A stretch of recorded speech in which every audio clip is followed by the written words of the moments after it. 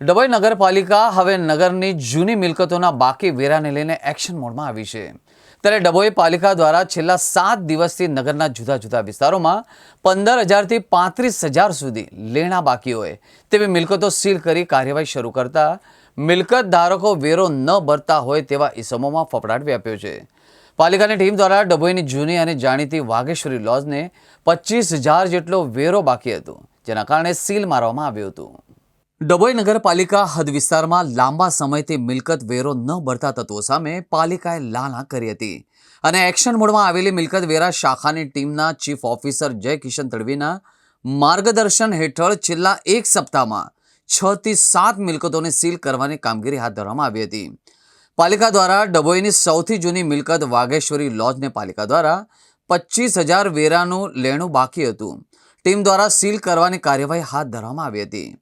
ડભોઈ નગરમાં હજી પણ કેટલીક મિલકતોનો વેરો બાકી છે। પાલિકા આગામી સમયમાં પણ આ ઝુંબેશ યથાવત રાખશે। આજ રોજ અમારા ચીફ ઓફિસર સાહેબ શ્રી જયકિશનભાઈ તડવીના હુકમના આદેશ અનુસાર અમોએ અમારી ટીમ સાથે મિલકત નંબર 141 વાઘેશ્વરી લોજ જેઓના માલિક ઇલિયાસભાઈ સુલેમાનભાઈ ખત્રી તથા જગદીશચંદ્ર દોલતરામ ભુજવાનીની મિલકત વેરો બાકી પડતા આજ રોજ અમોએ અમારી ટીમ સાથે સીલ મારેલ છે। અમોએ અત્યાર સુધી 6 મિલકતોને સીલ મારેલ છે।